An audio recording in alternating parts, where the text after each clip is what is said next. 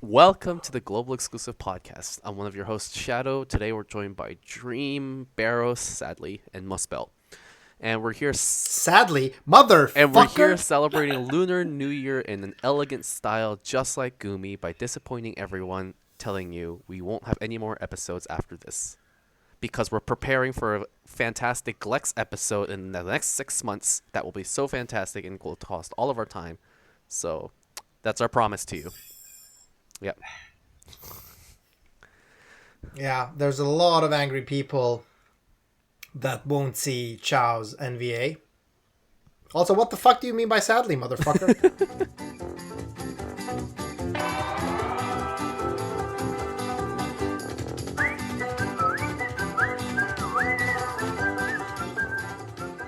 I think I speak for the rest of us when I say, we'll be sad we won't see the Chow's NVA, but I'm actually, like, in regards to their announcement of no NVAs for older seasonal units, I'm actually looking forward to what they do have for the Glex event that they're planning. It's kind of interesting that they're saying that it's a big thing that they need to divert resources to it. So they're Yeah, hyping didn't it. they also drop a... Yeah, but they also dropped a hint on that it would be like something challenging. Yeah, they described So it as I know a being lot hard, of people... so maybe it's like a new Yeah, a lot of... like a new Telsalsanis-esque.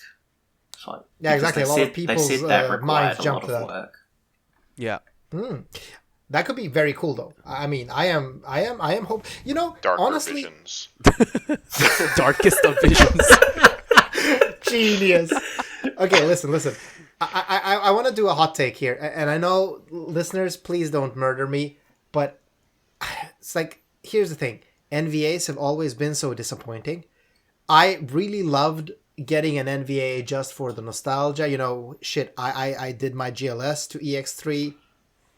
I STMR Moogled so I could get a Christine to EX1, but they've always been so underwhelming that I honestly don't care.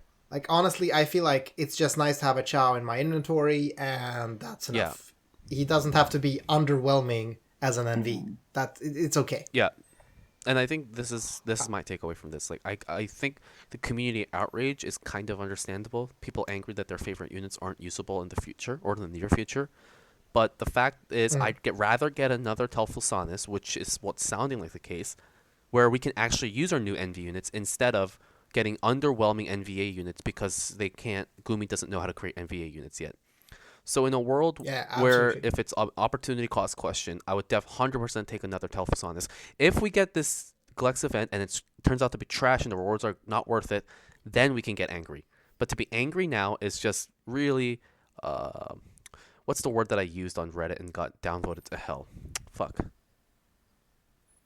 Entitled? Entitled. Yes, that's what I said. I said it's a level of entitlement that's going on right now, I think, in the community. I think it's more of a fandom going on where, like, a lot of people were maybe hoping that units they used so much in the past would again be serviceable. And I get that, but honestly, again, I'm going to be honest and say that, well, I'm going to say GLS was also a bit of a rarity in that she's actually a really good unit for different uses. But Kinda. like Chris, yeah, I mean, you know, like she has some uses in DV even still with her buffs and shit. And she can also finish hard with her LB. But Kinda. Christine, for instance, I really like Christine. And Christine was really just meh. And that hurt me more. I think the problem that people have is that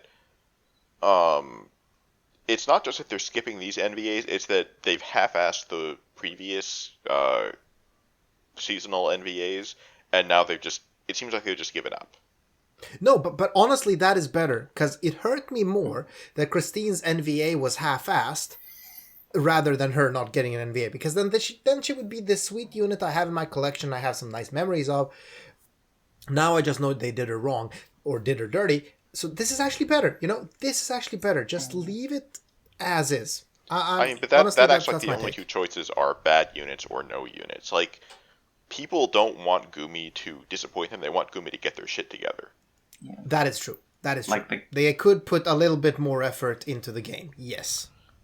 Yeah, like But they we've can't said this so all many be times. Great. They can't all be great, but there's no reason why the NVAs have to be bad. And yeah, I would say, like, I'm disappointed because just in general, the old units getting buffed to relevancy is one of the content types that I probably enjoy the most seeing, and especially also the discussion of maybe enhancements dying and stuff, and that disappoints me a lot as well, especially as even if you just port the JP ones, just they're doing some good ones now, just transfer them over, because if it is just really one unit upgrade, because we're still going to be getting upgrades, and I think that upgrade system is potentially better than the NVA system, because it means you don't have to pull tons more copies for those limited units. Mm-hmm. But and I mean, honestly,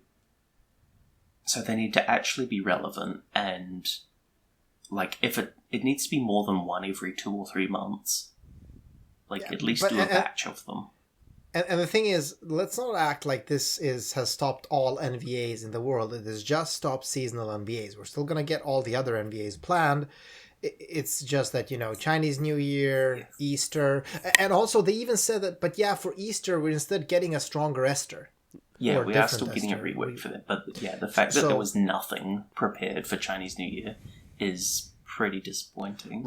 Yeah, I get it. Remember how the last time we got reworks, they were all fantastic. Well, most 90% of them were fantastic. When Malphasy. Yeah, the reworks are good. So I'm looking forward to what they can do with reworks. Roberta would like to have a word with you. So in a world where 7-star Noctis and JP got a lot of love, I think there is room for still quote unquote hope for the new seasonal unit. Yeah, updates. Of course. Yes, if they do it right. Yeah. I will say, even Roberta's rework wasn't bad. It was just that Dark Visions didn't exist yet, so we didn't get any use out of her. Yeah, and I also felt that she always got this weird position between being a jumper and a chainer in some weird way, and they never decided on what she actually should be.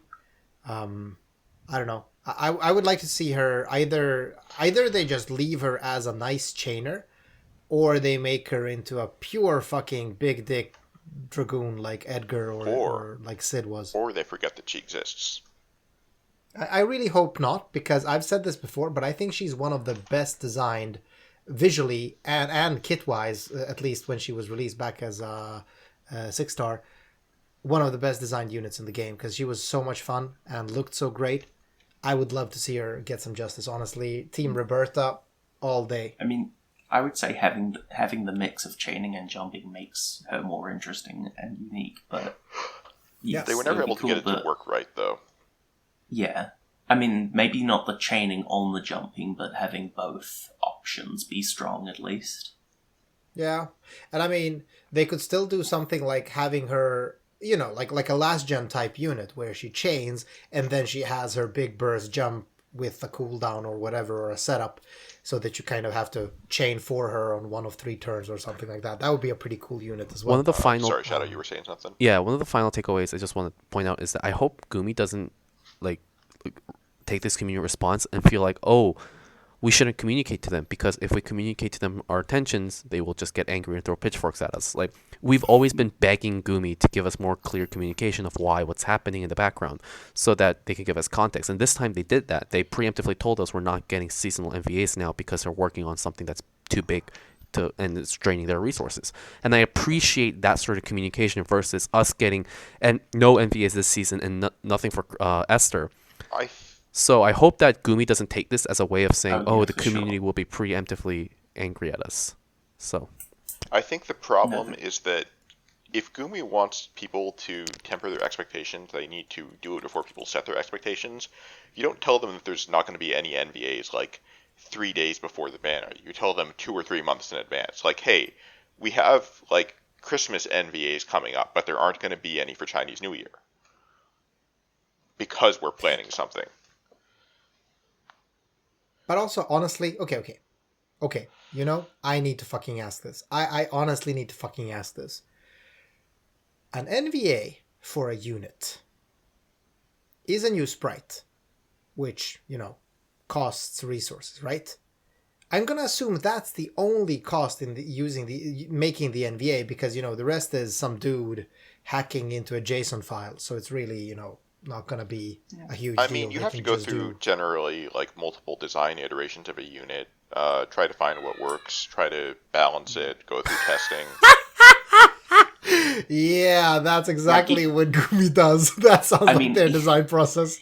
Even if they're not good at it, there probably is still a fair amount that goes into your like balance and adjustment and approval and being checked off by higher ups and stuff. No, honestly, I think it's the sprite. Honestly, I think it's the sprite. Yeah, I think the there's sprite just probably some dude is the major one. winging it. I I mean, sure, they probably have some way of like feeding these skills into a calculator that's gonna tell them how much damage it does. But I would honestly, hope so. multiple iterations? Forget that shit. I mean, oh god, no. We used to see They it need during to nerf maintenance. them We when would they're too good. like my working theory was that we used to see skills get quote unquote nerfed during maintenance. I don't think that was them actually applying like last minute balance fixes during maintenance. I think we were seeing like months of development patches being applied over on top of each other during maintenance due to some weird idiosyncrasy of how they have their server set up. That was already confirmed previously, I think. Especially, the Esther was a big example. Esther wasn't nerfed during mid patch. It was an intern that was on their first few weeks that accidentally put live a past version of Esther. So they just went back during maintenance and then put whatever they wanted to do. It wasn't that we nerfed her. So yeah, the day after, because there's already been a few cases of that ever since. So they do go through multiple iterations of units, and probably they release certain versions of units based on scheduling. Like if they released, let's just say Rico Rodriguez 7-star a month later, they may have made him just slightly stronger. Who knows? So there is a level of order to this chaos, I think. I think that their standards for what is and is not a good unit are very fucked up, and they need to seriously consider raising those standards because they release way too many units that are just completely underwhelming. But I think it's a mistake to say that they're not trying to do any balance. I think they're just really bad at it. Yeah. Or they're not trying. I don't know. I would more like to believe that it's lower effort rather than lower intelligence, because I don't know. I mean, just ask yourself, Musple, if I told you to make an NVA version of Chao, and you just had to pull 4 abilities out of your ass to make an NVA version of Chao, would you be able to do it? Like, how fast would that take you to just, figure something out? Assuming I wanted it to be good, probably a week or 2. What? Dude, I mean, please. time to come up with abilities that form a cohesive kit, abilities that are good but not game breaking. No. Think back to what we have been getting on NVAs instead. Like, what does that tell you? Yeah, but people don't want that. That's the problem. No, but that's not what I'm asking you. I'm asking you, if you needed to do like Christine's fucking NVA, that would take you 30 fucking minutes to just figure out what mods you had to give her. That's it. What? That's like max. Well, here's the thing, though. Like, from Gumi's perspective, if Gumi creates these units, and I assume they do because they're global exclusive units, they need to get this approved by Square Enix and from a certain degree of the producers at ALM. So that's 2 additional bodies that they need at around the globe, mind you. You think so? Yes, they have. This has already been talked about previously. This has already been confirmed. Square Enix approves literally everything. And there's that approval process, which takes long. The other is the translation aspect, which I think a lot of people don't take into account. If we make these abilities not just for English but for all whatever languages that Gumi supports, that isn't a quick little fix that happens in a week or 2, right? Translators need to get their hands on all of these units and then make sure that they localize it to their correct times. So it depends on how they do translations, but like using a translation agency, you literally pay cents per word and it takes 24 hours. I know, because I've done this professionally and worked with professional translation agencies. That can't be the reason. What I'm saying is that there's a lot of added factors. The approval process from Square/ALM, the translation process, and the approval process within Gumi itself, that's why when they said that it takes global exclusive units 6 to 8 months to produce, I kind of got what they mean. Like, even if they finish designing their own units with in-house in 3 months, that might take another week or 2, sending it over to Japan and say, hey, can we get this approved? Yeah, I'm sorry. I just don't. I don't see it though. I just don't see it. It's like 6 to 8 months. Like, not even if you that's- had to do a CG from scratch. It's like, you know, I mean, like, that's the point. okay, that okay, we don't I see guess. it. And I mean, I know they're not a AAA games company and they don't have, you know, a huge dedicated team, etc. But honestly, no. No, I'm sorry. I just, maybe there's just like, maybe these delays are huge. Maybe in these 6 to 8 months, they're saying that it actually takes 2 months before Square Enix answers whether a unit is good to go or not. That could be true. That actually could be true. And I don't know. hey, But there is no way 6 to 8 weeks of actual man hours in there. No. Like, no. But at the end of the day, regardless of whether you think it's viable or not, it's what happens. Yeah. And it No, but I'm just trying to figure out, you know, like, I mean, the discussion started from, do they do, you know, a lot of, like, does it cost much to do an NVA for, let's say, Chow, because they have to do multiple design iterations of the unit? And I'm saying, no, that's probably not the thing that's costing them. It's probably, you know, the sprite and probably this approval process that has to go back and forth and shit. either way. And even then, way. you know, we can't play Gumi and that approval process either, because look at fucking Ifrit Rain. His NVA was from Alim. The thing, Like, that was, like, zero everything. I honestly think, and this might just be pure speculation, that the Gumi that's handling FFB right now, they were probably originally only tasked to translate and take customer support, which I imagine can be done with 10 to 15 people, which I imagine is what the FFB team is like at Gumi. But if you have 10 to 15 people are all work, That sounds way too much, dude. yeah, to be honest, it does. But like, that's what I'm saying, is that they were originally only tasked with translation and releasing in global. Now they've, I guess, scope creeped into creating collects units and collects events, and that sort of thing, I think, is where they probably require more funding from wherever their parent company is, whether that be Square or the heads up at Gumi. So, but they're not getting that sort of support, and I can see that sort of happening just from this event. Like, they can plan a Glex event that's like really, really long, like Telfason is, but at the same time, if they required more funding, I feel like Gumi / Square Enix could provide that funding and say, hey, here's more people / more man hours so that you can work on this other side thing. But they're not getting that sort of support right now. We should probably move on and talk about the banner unit, though. Yes. Yeah, it has been like So- 15 to 20 minutes. So let's talk about inarguably the worst new unit on this banner. But it's also the best new unit. On this banner. Yes. I guess, yeah, but also the worst. Mm-hmm. So, how do you pronounce this, Shadow? Like, should we let Muspel do this? This is a mage. Should we let Muspel do this? We should let Muspel But do this is Muspel's Let's just favorite not let mage. them It's do an this. SPR scaling mage. Well, no. On one ability. Yeah. This is an actual mage, and Muspel hates mages. He shouldn't introduce this unit that's actually strong, but very boring. So who wants to introduce her instead? I think Shadow's the only one I that can guess- pronounce her name. Shui Yu. It's Shui Shui Yu. Yu. Yeah. Okay.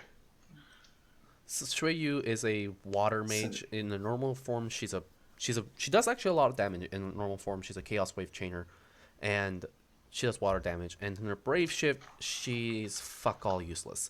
But in all I wouldn't say that. Okay, well, No, that's being too strong. in all seriousness, she does have a nice niche support kit, and ignore whatever SPR damage scaling ability there is. That's just really there for flavor text. So, just for context, damage-wise, she's about 20% ahead of Ibarra. So for sustained damage, she is the best mage in the game currently. Yeah, exactly. Let's just start I with think that's one of the first things that need to be said about her. And she she's a does good mage. decent burst. Yeah. Yeah. She bursts harder than Ibarra, not harder than. Ibarra might, depending on what you're talking about. In Dark Visions, Ibarra might burst harder if you're giving her an external LB buff, or if you have like Yeah, STMR that- LB yeah. here. Yeah, true. Also, That can keep her higher. Shui Yu's burst comes from her Spirit TDH LB, which is tough to gear for, let's say. That's putting it lightly. Very.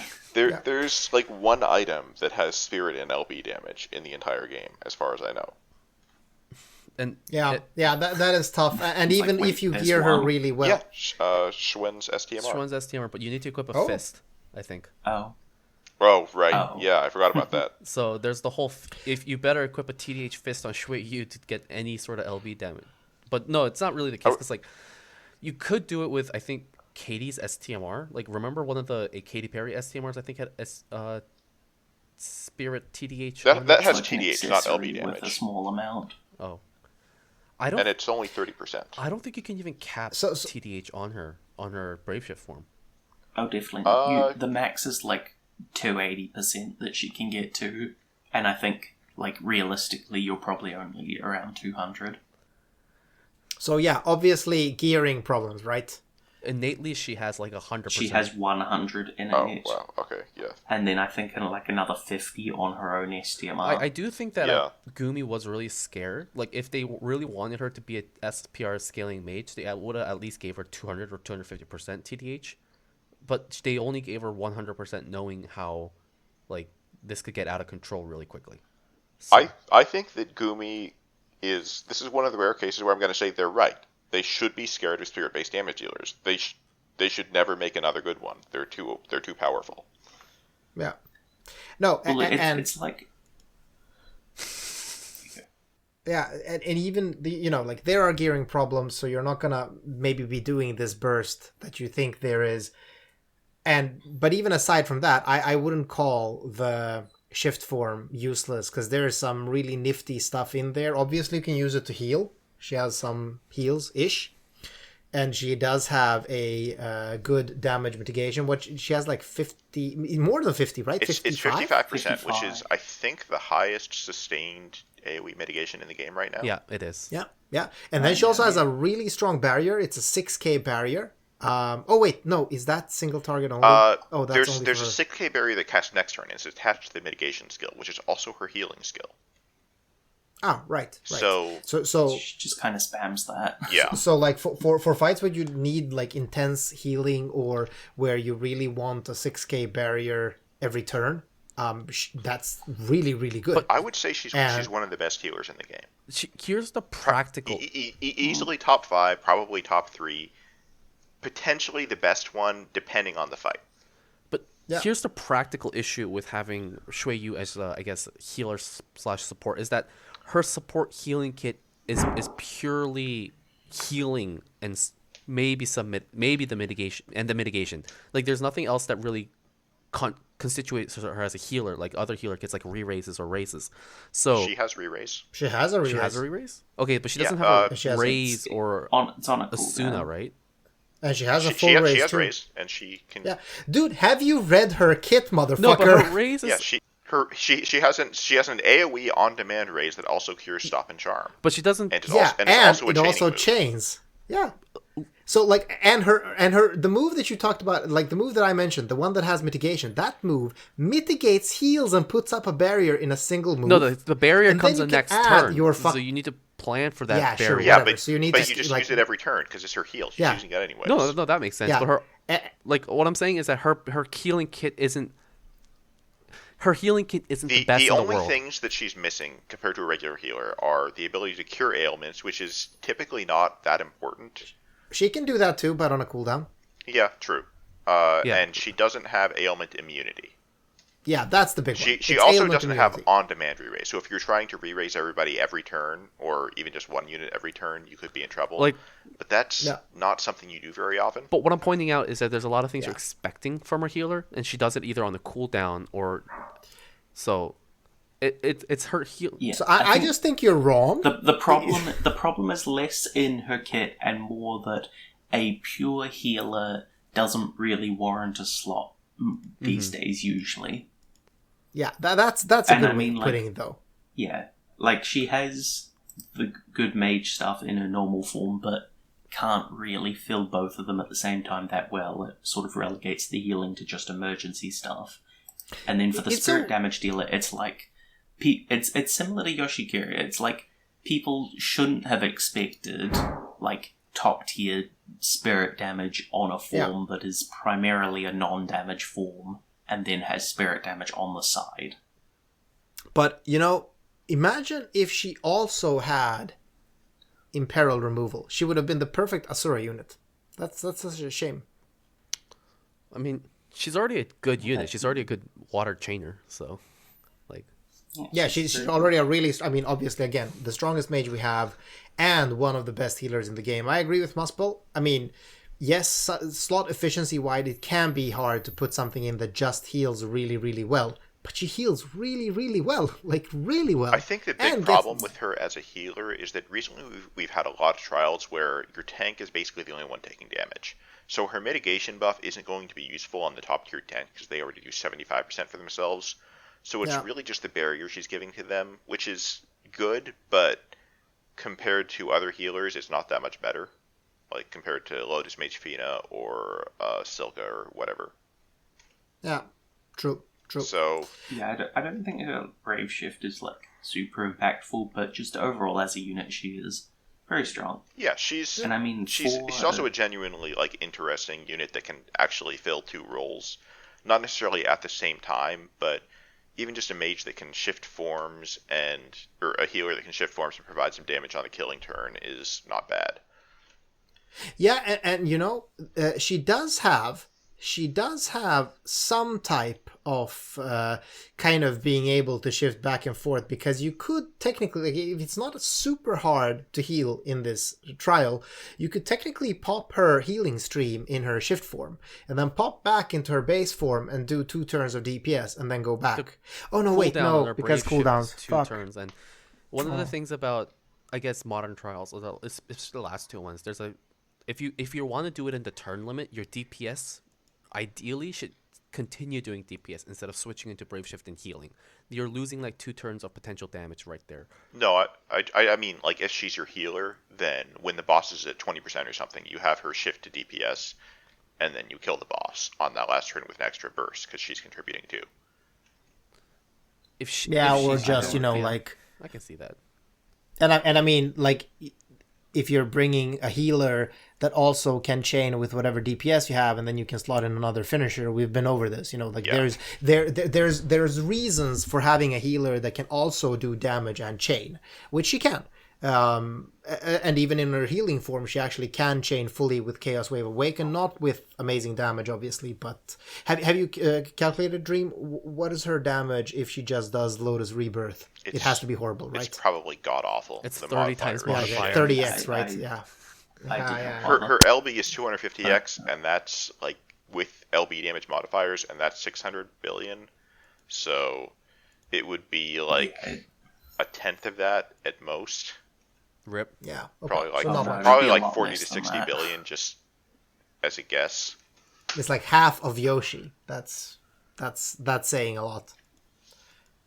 Yeah, no, I get it. Okay, she's a but good unit, cool. but she's But not I mean, really powerful. Is what I'd say. But yeah, and her base form mage is like pretty boring, just in the way it's formulated. Yeah. And like in terms of future content, like she's not going to be that useful for DV. And in terms of future like mage trials, if you have like Ibarra or Phasalis, you should be fine for them anyway. Just thinking of elements and things. Yeah. Like it's a shame. It's almost a shame she's not an AoE chainer, because that would have made her a really good choice for the genies that JP recently got. But yeah, she'll work on some of them. But just if you have those other options, then you're not going to need her or anything. I also want to talk about her TM and STMR card. The TM. I knew it. The TM is terrible. It's bad.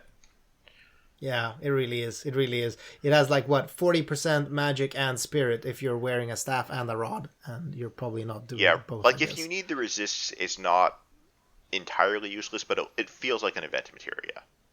Yeah, absolutely. I mean, 4-star materia. This is 4-star materia, 100%. Yeah, and then her SCMR is fairly good.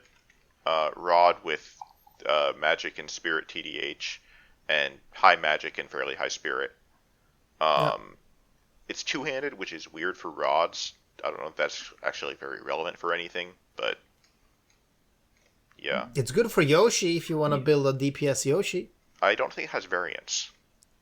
Yeah, and also variance doesn't apply to spirit damage. Yeah. I don't like, it might matter for accuracy. I don't know if it has accuracy. No, I mean, like, it's good for Yoshi because it has a 50% TDH spirit, is what I'm saying. I guess. I mean, I guess. Doesn't he but want the to run spirit weapons? is like the flat spirit's still 140. Yeah. But yeah, I think for like a TDH weapon, the stats like aren't that high, like aren't quite high enough. Yeah, it would be better if you had a mage where you wanted to bulk them up against magic on a fight, just because the spirit TDH Yeah, and the yeah, innate that- spirit is great. If that was needed. But that's not a thing that comes up, so Yeah. I can see it being useful hypothetically, but right now there's not really a good place to use it, and the card is, The card is so Not- god awful not in my great. opinion. But this is following the trend that I said. Overpowered units have shit TMRs, STMRs, and cards. I've said this several times. This is the new design trend, and I actually understand it, But she's not which overpowered. is fine. This is how. She's Yes, she is. She's super strong. She's strong. strong, but I wouldn't call her She's overpowered. strong. She's not overpowered. You wouldn't call her overpowered. No. She does. Like, she's our strongest mage. She is Dude. top tier. She's top. She's top But she tier. is Like, by an definition. appropriate level. Yes. She is an appropriate level of Yeah, top she's not tier. overpowered. yeah, she's not overpowered because she's not like trivializing content, but she's Okay, sure. she's top tier. She's yeah. Like Yeah. FaZe She's really is strong. overpowered. Who's overpowered? Yeah. Okay. Yes. FaZe. I'm wrong. You're right. FaZe is the correct level of overpoweredness we should measure things by. That's true. But she's really strong. There's one thing we haven't mentioned, which is that she has delightful sprites. In both Envy and Braveshift, especially the Braveshift sprite looks amazing. I would have wanted to pull one just for the aesthetics of the unit, to be honest. Yeah, the whole Lotus aesthetic is nice. Her vision Yeah. card is really Like, nice. she's actually sitting on a lotus. And she's sitting on a lotus in her brave shirt. It's so pretty, and yeah, I like it. It's like very aesthetically pleasing. I have to say, one thing that really disappoints me about this unit, I still think she's a fantastic unit, really strong, is that she's very simple. Like, her rotation in her base form is literally cooldown for quadcast and then chain. That's what you do. I mean, that's kind of nice for like long trials that you're just sort of grinding down their HP. But yeah, that's as what I said before. With her mage kit, is like it's boring. It's effective, but it's boring. Yeah. Before we move on and talk about Asura, though, I want to just give a quick list of all the other great TMs and STMRs on this banner. All right, now we can talk about Asura. I completed the list. Yeah, it hurts. That's the thing that hurts the most, because it's fucking Rainbow Rain on the banner, but everything you get is entirely useless. I mean, I guess Aang's TM and STMR are okay. no, yeah. they're not. Well, Aang's TM not is like as 10 TMR, times worse than but- fucking Carton's TM. But his STMR with Firian's bow is not bad. Yeah. I wouldn't mind picking that up. It's worse than Therian's STMR, but it's a TM. I don't expect it to be better than an NV STMR.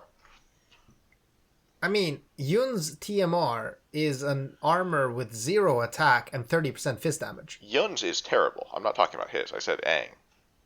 Oh, my bad. I heard Yun. Okay, never mind. Aang Yeah, become well, actually, Yun? Aang's is What good. the hell? Damn it. I don't know. My brain just short circuited. My bad. I was like sitting here. It's like, how can he call this good? It's like absolutely useless. I mean, hey, if you need an attack based bow though, just make Dark Gun Diva, of course. Ah, yes. Ah, yes, of course. How could Also, I want to comment for anybody that may be thinking about it. Emperor Fu's STMR is not good for summoners. Don't bother. Yeah, just don't. Yeah, Aang's. All right, so yeah, let's actually move on to the content that we got this week, which is the most trial to date, and probably a really difficult trial The most for... trial? The most The most trial. Did I say the most trial? Yes. Is that what I said? Yes. Yes. Okay, I wanted And to say I the love most it. challenging trial to date. The No, most trial it's to date. just the most. It's the most Let's trial. talk It's about so let's talk about the trial. most boss guys. No, it's so incredibly trial, you would not believe it. This is trial. It's a All right, trial. the most first form that this boss has is a human demon, and this fight is just the most physical tank opportunity that we've Yes, ever seen. 100%.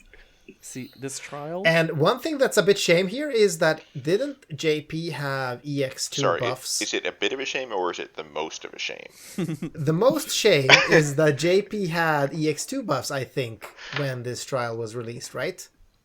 Do we know that? Yeah, I think they released it like the same time as this trial, actually. So that's most unfair because, Gabby gets incredibly more tanky with his EX2 buffs. Yeah. Yeah, they were the most useful for him. Yeah, and I actually, just briefly, we discussed this in the Discord. That's actually, I just want to say this if anyone is listening. My life has been fucking me in the asshole the last week. Like, I have literally not been on the Discord. I said like 2 things or something. I'm so sorry for that. I'm normally very active there, but I've had a shit week. Personal stuff and work stuff. Anyway, going back to the trial, Gabby, I was talking to Sinzar, and he's like, this cheesy trial strat here is to evoke Golem every turn for that really high physical mitigation. And Sinzar was basically saying that it's tough with an EX2 Gabby if you can't do that, it's tough because we don't have the EX2 buffs, which is a really shame. Like, I mean, EX2, that's strong, and that still can't tank without you cheesing with Golem. For the most part, Golem didn't seem too necessary when I was doing it, as long as you maintain his own physical mit. But it certainly does help. Like, I was using it in Phase 2. I didn't use it at all in Phase 1, and he always lived, but... Yeah, but were you using it, every turn in Phase 2? Yeah, I mean, mostly just because Kryler had nothing else to do, but... Right. Yeah, here's the unfair thing for me as well. I don't think... I haven't fully checked it, but I don't think I have enough gear to get a 100% Golem running. So I don't know how mine was technically not guaranteed. I think I only had 9 guaranteed, but there was 5 50% chances it would be 10, and then if not, I could attack. Yeah, true. I guess you can be safe. You can get very reliable with even if you only have 7 guaranteed, if several of those are 1 to 2, and then you just attack, it's basically guaranteed. Yeah. So I mean, and it's a shame. It's a shame. I'm thinking of bringing just an EX3 Gabby, but those are my vows. Again, life has been screwing me. I just have an EX3 Gabby. Yeah, I mean, no, not mine, but obviously you're friends. Okay. But no, but it's just, I haven't had time to play the game, so I haven't even had time to try the trial. There are some things I do want to raise about the trial. I don't think this is a trial we can go over all the mechanics in it, because there are quite a few. So our recommendation to listeners is to actually go and read the Sinzar's early tips thread or the mega thread to actually find out what's happening, because you're probably going to need to have a turn spreadsheet here to figure out everything.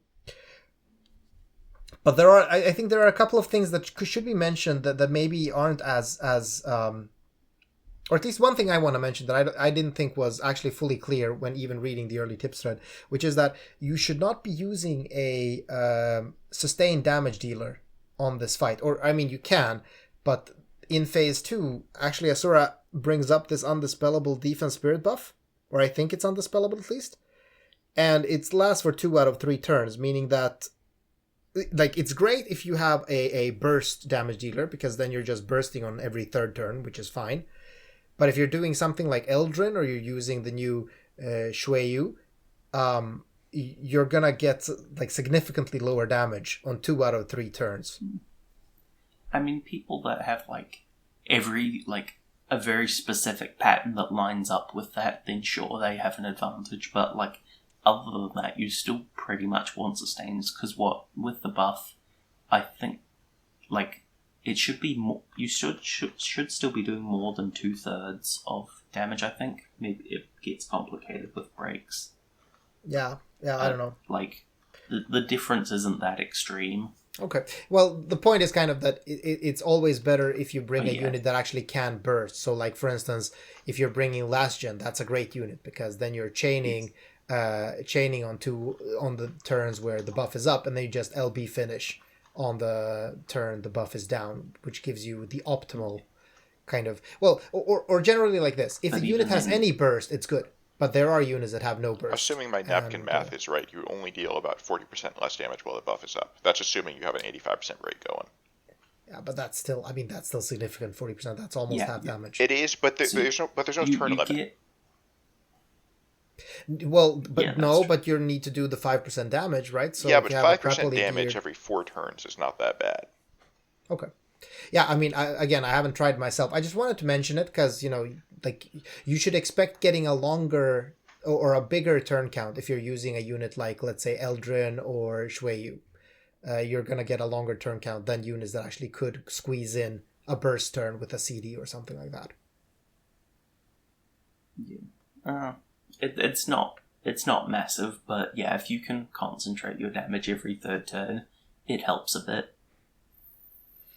And is there anything else we should mention to just like keep in mind for the trial as well? I thought of something that I don't know if it's been mentioned yet. I'm sure it has. I just, again, haven't been in the Reddit or the Discord for a week. But I was thinking of a sealing with a dual wielding unit that has whip and that spear that lets you hit twice. That would effectively work for both sealing and provoking all counters, right? Summer No, Whip because does not. Rainbow Whip. Hold on, yeah. Rainbow Whip doesn't have the elements innately. It's a skill that you have to use. Oh, Yeah, that would work if we got yeah. Poppy's STMR, but Poppy does not exist in GL, so. Oh, what a shame. Well, yeah, and you'd have Poppies still wouldn't work for. I think the light and dark one. I don't think it has dark element on it. Oh man, I forgot. I always forget it's a fucking skill, and not just a rainbow element weapon. Oh man, that's a shame. Yeah, then I'm gonna have to figure out how to kind of seal and hit 3 times in a single turn. Yeah. I mean, Kryla's great for it because she just has permanent triple cast for all her brews, so she just spams 3 of those. Yeah. Oh But yeah, right. also, That's right. Actually, she got triple cast. Yeah, I'll just bring Kryla. Holy shit. Yeah. But yeah, and on sort of a separate note about, what was I going to say? Fuck. Oh, we got a rare fuck about from Rainbow Dream. Whip. About Rainbow Whip is that what it does apply innately is ailments, which can be really handy for easily applying disease in phase 1 as sort of extra mini breaks, and you can poison for a couple of turns in phase 2 to chunk off an extra 20%-ish. That's nice. That's actually really nice. So yeah. You probably want to poison them. I had that on Fid and never used it for like the actual sealing skill. Yeah, just for the just poison. when she applied her breaks because they do damage. For those who aren't aware, so it just because we haven't had a boss that's vulnerable to poison in 4 years, poison does 10% of the enemy's damage per turn. Or enemy's health per turn. Holy crap. If it lasts for... It's a lot of damage. She cures it after like two turns and becomes immune, but it's still it's still a nice chunk. 20% then. Holy shit! Yeah, that's very, very nice. That's very nice. Yeah, and there's this but you really, I really need to reiterate that you need to read this trial because there's a lot of these weird mechanics where your units get dispelled unless you provoke all the counters because you can't cover the actual dispel effect. Provoke is the wrong word. I would say bait them. Yeah, bait. Sorry, that's what I meant. The sealer. Yeah. The sealer is probably the unit you want to soak all of them. And so it's kind of this, and it also needs to have full evasion because you don't want to get hit with this random cover penetrating attack as well. So there's a lot of planning, which is fun. I'm really not trying to make this trial sound bad. I think it's actually a great trial, especially great for something that I get a hard on for, which is, role compression, trying to get as much as possible out of your team. Like, for instance, Dream, you just mentioned using Fid because she can both heal and break. That's really cool.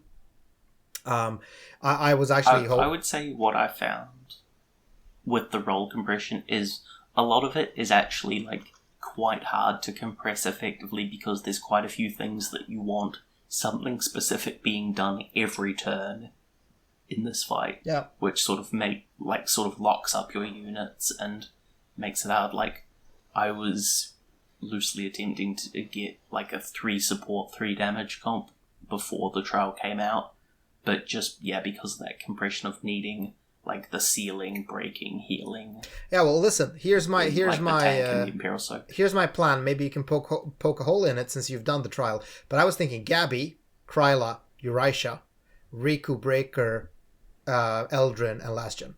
That was my plan, and I'm gonna bring the Riku, Eldrin, and Last Gen myself. Get an EX3 Gabby. Yeah, I would say problem with that comp, because I was going for something kind of similar, though I don't have Riku, is healing. What do you mean? Because Uriasha Uriasha can't... Well, she can't effectively do both her Imperial Steel and her heal because they're in separate forms. Oh, they're in separate forms? Fuck. Yeah. Okay. That's the issue. And what I was talking about with the compression, if you want Uriasha doing the Imperial Steel every turn, she can't heal really. Ah. Except for like 3 But turns. did you bring Uriasha? Like if you... I brought her for my initial clear that I've done, and yeah, I had Fid handling healing instead, and she just spammed the Imperial Steel. Yeah, but that's so sad, because then she just does that, right? She does literally not much else. Pretty much. Yeah. Well, I guess barriers. And if you do need like an emergency turn of her shift, then you can use like the one ability that you need plus her, like one of her 3 uses of her Grandest that dispels all negative effects from your team. Okay. But you can only use that 3 times. Right. Okay. Yeah, that was such a shame. She didn't do tons, and like if I'm going for a re-clear, at some point I will probably swap her out for Terra or something to like amp up my damage. But do you need? And then she can also like it'll just make it faster. Yeah. But also on her off turns, I will have her doing 10k needles for the AoE Mirage, because one of the most annoying things here, if you're using Gibranth, who is the only real tank option currently, is that because his cover chance isn't guaranteed and the counters are single target, so it's only 1 check instead of the AoE check, there is a very like real and over all the turns pretty high chance that you will have turns where Gabranth's cover does not trigger on the first counter, and that kills a unit. Yeah, okay. So you would want like a... Well, this is the reason why I was thinking of squeezing in... So here was a thing I was thinking about before, which was squeezing in Renora instead, to kind of together with Gabby have full uptime on it's 60, right? You're going to get 60 physical. Right? Not always, I don't think. Renora's sometimes drops down quite low. But with Gabby, so you use both of them to get full uptime, is what I was saying. Gabranth only does 45. No, he has a cooldown, I think. Muspel. Oh, maybe on his help us. I didn't really look at his cooldowns. I was just using his on-demand skills. I'm pretty sure Gabranth had... No, I'm pretty sure Gabranth had... That was kind of part of my plan. I'm pretty sure he has some cooldown. He has a Grandest with 80% that you... Like, I use that on the phase change because that involves, like, an attack with no attack breaks. Okay, but nothing else? So I just misread? Not that I remember seeing. Really? Oh, okay. Then someone go check. Yeah, it is 45 and then 80. Well... Yeah, it's 80 on his Grandest. Yeah. Okay, maybe I just probably... His 45 is still mostly good. Like, I was just using his 45 for phase 1, and like the attack buff turns were pretty painful, but he was still okay. Yeah, but you still use Golem though. Like, I mean, in phase 2. Yeah, for phase 2 I used Golem, but even then, like... He never got brought that low. He wasn't actually taking tons of damage. Yeah, I was just thinking because Renora is nice, because, Renora can do 60% on a couple of turns and then still apply 2-step Mirage. So it's quite, at least the unit is doing something in phase 2 then. I mean, it would be equivalent to having a Golem unit, right? But, yeah. With the Mirage, yeah. Yeah, so, I don't know. I have some team building. If you have him set up as a Golem unit as well, then that can be good too. Well, you can. So he can like still apply it. I mean, he's gonna summon Golem. Yeah, like then he can't put up the Mirage. Then it doesn't matter. No, yeah. But I might try it. Like, see, like if he can put up the Mirage on his cooldown turns where his big fizz mid is up, and then use Golem on the turns where it's down. Yeah, I guess. So you'll still have some Mirage, even if it's not all the time. Although I would prefer to be able to bring 3 damage dealers, although I think that might be impossible for me, so I'll probably be... And I mean, part of the problem with multiple damage dealers in phase 2 is that if you ever attack with more than one element in a turn, you get some very nasty counters on that. either like, I think random unresistible death or like random ejects. Yeah, you like if you go above you one don't wanna do element, that. you are getting ejected. So don't. You never want to hit with more Yeah. than one element on phase 2. So that's definitely something to consider, especially if you have this ceiling unit that does all elements. Then never do attacks with this auto attacks with this unit. If you have Be careful with like counters with elemental weapons and stuff as well, especially like, I don't know, Nick Dagger on your tank. Yeah. So be careful. Yeah, and it restricts like 3 DPS things a bit. Like, even if I brought Terra instead of Eurasia, she wouldn't really be able to finish in phase 2 because my main damage deal was using ice, so then hitting fire plus ice. Right. Though actually that might be okay because I have a feeling evoke damage might not trigger the counters. Oh, really? I'm not sure. That's interesting. I remember. Well, I'm just remembering Sinzar's initial JP clear with Bahamut Fina, and he said that in that video, but it might not actually be accurate. We should look into it. But it could be. It could work.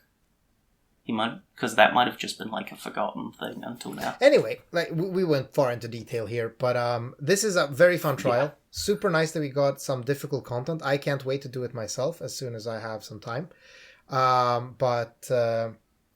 Yeah, it's just a breath of fresh air. I do feel myself, saving a team or saving core members of the team and revisiting this trial with a bunch of different DPS just to try it out, like a benchmark or of sorts. So yeah, it's really good. Finally, some difficult content.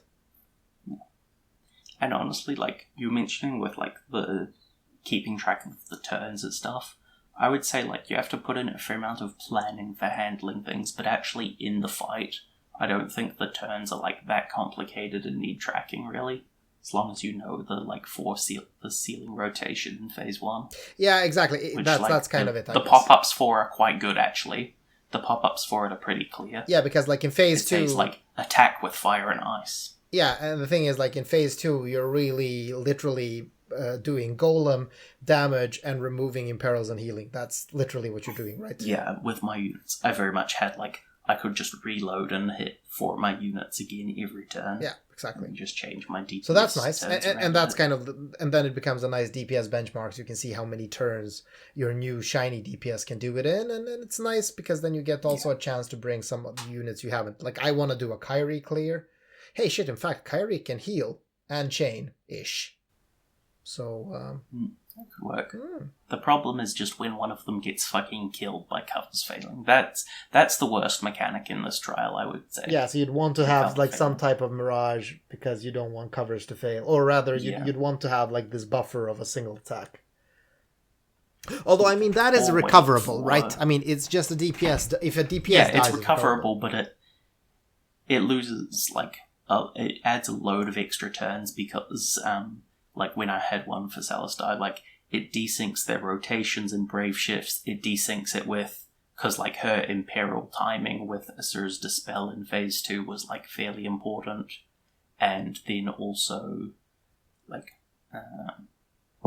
something else that it's a pain in the ass with. Yeah, I forgot. But as we said before, listeners, do your due diligence here. Read up on the trial because it's gonna be tough. Don't just YOLO it with your team because you're gonna die and make some mistakes. And shit, this was a really long episode. 5% heal. You lose ground while recovering because of the heal. What do you mean? That's what I was gonna say. Like the 5% heal every few turns if you've like taken a death on one of your DPSs. Oh, that's true. And Yeah, like, have a couple slow turns while recovering. Yeah, that's true. It heals. And it's back like up 10 and more you turns. lose progress. Yeah. Okay. Well, pretty cool trial. Muspel, Shadow, you've been quiet. Are you asleep, or do you want to say goodbye to our listeners? Goodbye, everyone. Next week, we will hopefully have more interesting units to talk about. I feel like next week's probably Muspel, shut up. She's a really strong mage. I didn't say she wasn't strong. I said she wasn't very interesting. Yeah. That's the thing. I mean, what? Next week is going to be like Cleomenaxter and NVA Draconian Okay, so maybe Fina. not. But maybe the week after that. Yeah, maybe They're Esther. alright. Maybe Esther. I'm not Easter. saying they're bad. I'm saying they're not interesting. That's not going to be till like Cleo and April. Axstar are kind of I know when bad. Easter is.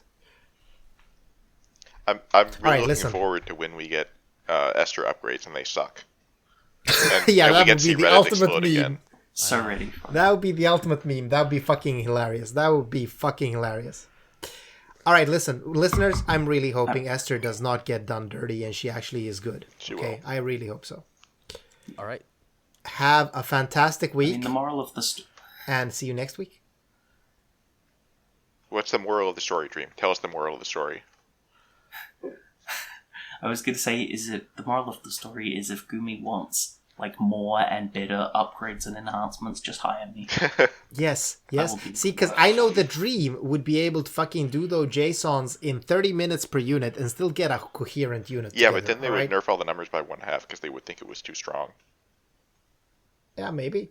But then they would still be an interesting But I unit. could prove it with calcs. Yeah, and like they would be like, wait, how is this man thinking? This is a 4-turn cooldown with a 4-turn buff duration. That can't be right. What is he like? No, it needs to be 4 turns duration, 3 turns buff duration. Yeah, come on, Dream. It's like you're not even trying. Yeah, that's more of an Alum thing. Gumi are like actually decent with But, Oh, but sure. what which if is what one if we thing gave I them appreciate. TCAS that had 5-turn duration and a 5-turn cooldown? That's good, right? Yeah. Well, I mean, that could be intentional. That could be the thing where you do have like this downturn where you're setting up. I get that. They have a great coherent Brave Shift kit that's like all together and works fine, but you can't shift until What if we split the unit's cast? What if we split the unit's kit across like 3 different multicasts with different lists of skills for each? And some Wait, of the I skills. know this unit. have Sorry, a quad unit class where singular? you Are can you sort saying there's 2 only base one full unit like skills and this? 2 shift skills? There are more. I am only thinking of one. There's Morgana, there's Chow, there's Oh, There's Chow Christine, there's has it. Sakura, there's Kryla. Yeah, because I know I knew of Sakura and Morgana actually, but Christine, yeah, okay, yeah, she did have it before, right? with her old yeah, stuff. yeah, Uh, exactly. Kyrie doesn't have separate multicast, I don't think, but she does have like some of her skills not on her multicast that really should be. Yeah, that sucks. All right, listen, fuck, we need to stop this episode, okay? People are falling asleep. They are, hammering their nuts because this is so painful to listen to. Don't hammer your nuts, kids. That hurts. So yeah, Paris knows from experience. what's that fetish called when people step on you? All and you right, like we'll it? see you next week, everybody. Bye.